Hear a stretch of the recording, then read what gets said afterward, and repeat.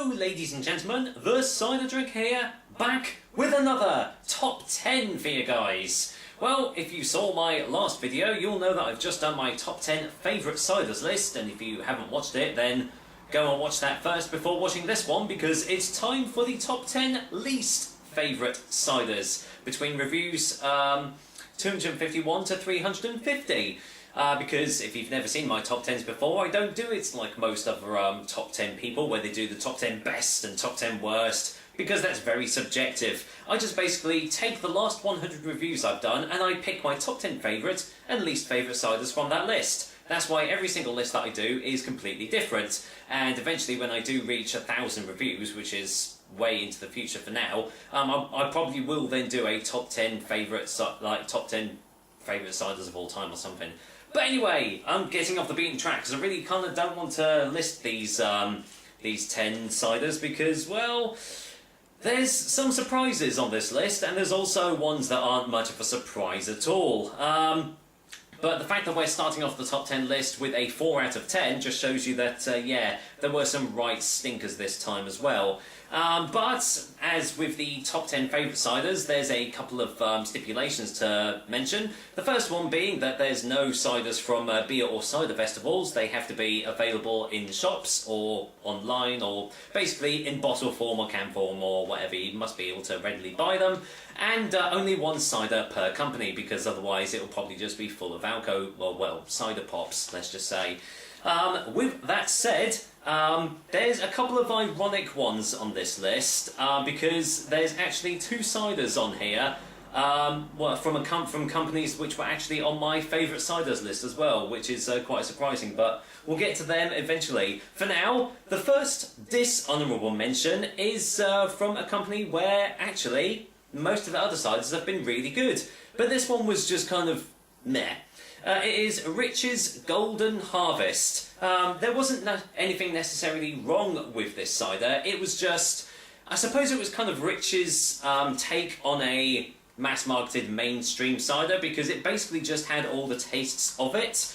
But I know that the Rich's Cider Company can do a lot better than this, so I think it scored a 5 out of 10, so as I said, nothing overly majorly bad about it, but, you know, they can do a lot better. The next dishonourable mention is, well, a relatively new cider company, which have been okay, but a couple of their ciders have been alright, and this one kind of generally wasn't. It is Franklin's Cider Company, and it's their Franklin's Fuddle. Yeah, this one just kind of didn't sit well with me, to be honest. It just had quite a strange taste to it, what there was. It was quite a bland and sort of generic tasting cider anyway. The other 2 that I tried were pretty alright, but this one, yeah, for some reason just didn't sit well with me. So, yeah, that's Franklin's Fuddle. And the final dishonourable mention is the first ironic cider on the list, because this same company also made my honourable mentions list. It is the Healy's company with their Autumn Gold. Basically, what Golden Harvest was to Rich's, Autumn Gold was to Henny's. It's obviously, again, their take on a mass-marketed mainstream cider, and much like Rich's Golden Harvest, it was just pretty generic, if I'm being honest. And as I said, most of the other Henny ciders that I've tried have been really, really good, so I can see where they were going with for this cider, but for me personally, it was just, it was alright. Nothing majorly bad, but nothing majorly good either. So, that's the 3 dishonourable mentions, so I guess there's no more beating around the bush. Let's kick things off with number 10. So, what is coming in at number 10? Well, I suppose you could call this a cider pop, and I've just found out that this particular brand is owned, I think, by Heineken, I think someone mentioned. I'm talking about Elk Warning Strawberry. I could have put the Elk Warning Blackcurrant, because generally they were sort of the same drink. But just imagine a mass-marketed cider pop, but just not as bad. That's the best way I can describe the Elk Warning range of ciders. The Sofiero Brewery, I think they come from, and I think that's owned by Heineken. I think someone did say that. I could be wrong. But I mean, you can get these from your local cooperative store right now, but for £1.99 for a 330ml can for something that's basically a not quite so bad cider pop, yeah, I don't think I can really recommend that, to be honest. But given the choice, I would happily go pick one of those two over like the other mass-marketed piles of rubbish any day of the week. But the number 10 spot goes to Elk Warning's Strawberry, or Blackcurrant if you want to, because they're basically the same. Number 9 is, well, you know how these companies have just started to jump onto the cider bandwagon. You know, Carling have done it, Carlsberg did it. Bloody hell, even Smirnoff have got ciders now infused with vodka. Bloody hell, I can't wait to try those ones out. And yes, it turns out that Pimm's have decided to jump on that as well with their cider cup. When I originally did the review, there was only this particular one, which was their strawberry and cucumber, or strawberry and lime, something like that. But now there's, like, you know, orange and mango and summer fruits and all that rubbish. But essentially, this just tasted like Pimm's. Yeah, just why waste your money on a bottle of this when you can just go and get a bottle of Pimm's and probably have quadruple the amount of drink that tastes exactly the same. Again, the same thing with all these cider pops and stuff. They're horrendously expensive. I think this was like £2.49, maybe even more. And as I've said, that's a waste of money when you can just get a big old litre bottle of Pimm's or something, get a massive jug, and there you go, you've got Pimm's, which actually has like more natural ingredients because it's actually got fresh strawberries and stuff in rather than the sugar-infested stuff you'd probably get with this one. So number 9 is Pimm's Cider Cup, strawberry and I think it was cucumber or lime, something like that. Number 8 is, well, you know, the Weston's company is a bit of a love-hate relationship for me. You know, some of their ciders are really great. Their vintage is, you know, really fantastic. And then there's others which, you know, aren't that great at all. And they've recently released a Rosie's Pig line of, well, I suppose you could call them cider pops. Like you've got their damson flavour, which I think is their handbrake. But I've decided to go for their flat tyre, their rhubarb-infused cider, I suppose cider pop or anything. A little bit biased here because I'm not the biggest fan of rhubarb, but I have recently had a couple more rhubarb flavoured like ciders from like Bag in the Box, and they've been really nice. But unfortunately, no, Rosie's Pig flat tyre. I believe it's flat tyre anyway. If it's not, I'll put the correct one down below because they look all basically the same. But yeah, this one just it tasted artificial, and obviously it tasted of rhubarb. So as I've said, I've not been a big fan of rhubarb anyway. So yeah, the number 8 spot goes to Rosie's Pig flat tyre. Number 7 was a little bit of a surprise for me because, well, the normal cider that this company does is really, really good. They're a Cornish Rattler. I'm talking about the Healy's company, and the number 7 spot goes to their Pear. Yeah, I really don't know what they're doing with this this particular drink, but I'd say stick to making Cornish Rattler and stay away from the Pear Rattler because there's something wasn't quite right with this drink. It just tasted a bit off. And just generally didn't really have that great a taste. Didn't really taste much of pears, if I'm being quite honest. So yeah, I'd say if you were going to pick something from the Healy's company, go for their Cornish Rattler, but steer clear of their Pear one because personally I didn't really like it that much. So number 7 is Healy's Pear. Number 6 is another company which I've got a bit of a love-hate relationship with. That is the Aspall Cider Company. A couple of theirs are really good, and I've really actually had some quite bland and generic ones from them. And this one is no exception. It is Aspall's Lady Jennifer. Well, I've had some tasteless ciders in my time, but I think that Lady Jennifer probably tops them all with just how tasteless it was. There was just a slight hint of a perfumey floral taste there, but aside from that, it was like just drinking water. Which I suppose doesn't mean it's a bad tasting cider, but it would actually be nice to have a cider that tasted of something.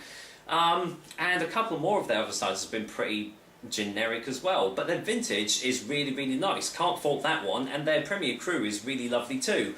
I've been told to re-review the organic because Apparently it might have been off, so I might do a review of that. But as for Aspel's Lady Jennifer, which takes the number 6 spot on this list, I'd say, well, don't waste your money on it.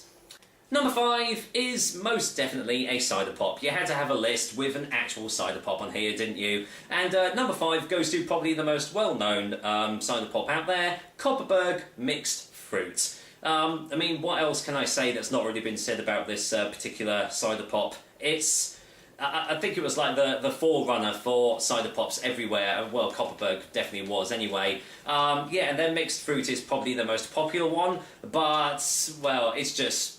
yeah, it's just a travesty, really. It's just so sugary sweet and saccharine and syrupy and thick, cloying, and just generally just not enjoyable at all. And a recent documentary actually showed that in an average bottle of Kopparberg, you're getting 27 teaspoons of sugar.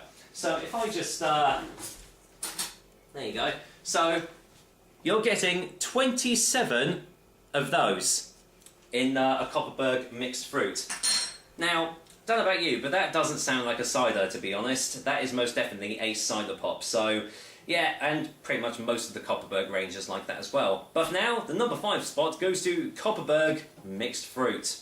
Well, if you thought we were done with the cider pops, you are very much mistaken, because number 4 is another cider pop. And to be honest, I actually think it's worse than Kopparberg. Old Moot, Kiwi and Lime.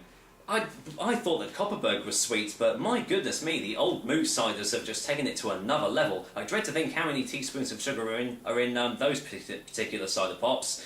But I mean, even the Kiwi and Lime didn't even taste of kiwi or lime. I really don't know what, it just tasted the sugar. It just, yeah, it was just sweetness and sugar and all artificial rubbish, a little bit chemically too. Yeah, I really don't know what they're doing. And again, overly priced as well, at easily £2.50, if not more. I've seen these ones in London go for over a £5 a bottle.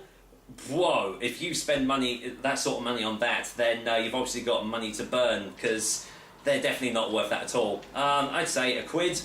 I'd buy them for £1, maybe, possibly, if there's no other alternatives. But seriously, guys, there's much better tasting ciders on the shelf than this. Well, it's not really a cider, it's a cider pop. But yeah, as I said, go get the Elk Warnings. You know, I mean, yeah, they were number 10, but they're a lot better tasting than Old Moot, Kiwi and Lime, which takes the number 4 spot. Number 3, yeah, we're really scraping the bottom of the proverbial crap barrel here now. Number 3, wow, I only paid 79 pence for this particular drink, and it was definitely 79 pence that I wished I hadn't spent. This is the Blind Pig Company's Rum and Poached Pear. Oh, yeah, this was not a good tasting drink at all. I don't know what sort of rum they used in this, but it definitely wasn't a good tasting rum. And, well, poached pear, more like poached ass. Jesus, that aftertaste was just awful. I think this was most definitely a sink job, even if it you know, it came in a quite a nice looking bottle, but it's obviously what's inside that counts. And unfortunately, yeah, this one was not that great at all. Their bourbon and apple was not too bad, but I've got their bourbon and blueberry to try, and yeah, I'm not looking forward to that, because as previous reviews have shown, blueberry ciders do not work at all. But for now, the number 3 spot is taken up by Blind Pig's Rum and Poached Pear. Don't even buy it for 79 pence.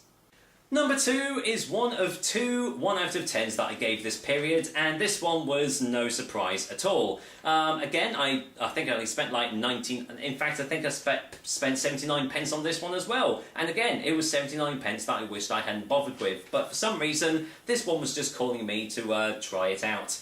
And yeah, never gonna try it again. This is HCC Gold. You take one look at this can and you just know that you're in for one hell of a ride.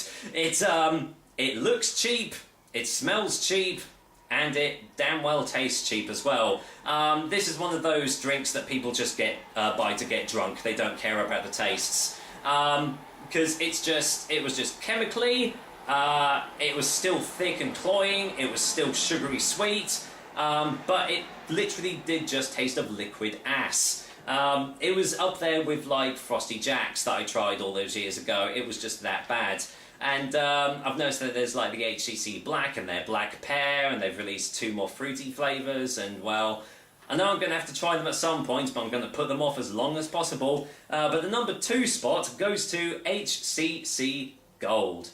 So, if HCC Gold is number 2, what could possibly top it for number 1?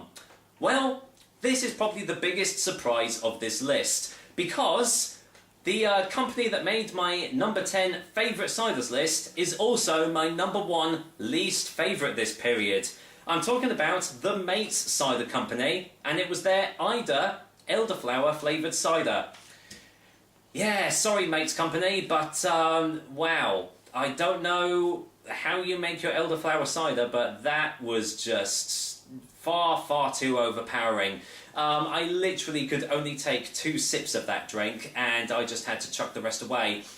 I've had elderflower ciders before, and they have been really nice, floral, perfumey. You know, the general sort you get with elderflower flavoured stuff, but they literally just took it to another level with this. It was like I just took a bottle of perfume and just rammed it down my throat. It was just that strong. It was far too strong. There was no other characteristics about it at all. And it just generally made it, well, impossible to drink, basically. Which was a damn shame, because as I said in my favourite ciders list, I've had some really good ciders from the Mates Company. I've got a couple more to try in the drinks fridge. But yeah, I would say this was easily the biggest disappointment of this list, definitely. And it did pain me to do it, but obviously I'm completely unbiased with my opinions and stuff. And yeah, the number 1 spot has to go to Mates Ida elderflower cider. So there we go, that is the top 10 least favourite ciders done for another period. I've got another 100 reviews to go before the next ones. What's the future going to hold? What crap am I going to have this time? And what corkers am I going to have? I'm sure we'll find out, but for now, I will see you next time on another Cider Drinker Cider Review. In fact, I've got something a little bit special planned, because I'm going to be doing a Q&A session soon, so keep your eyes peeled for that. Take care, guys! Until next time.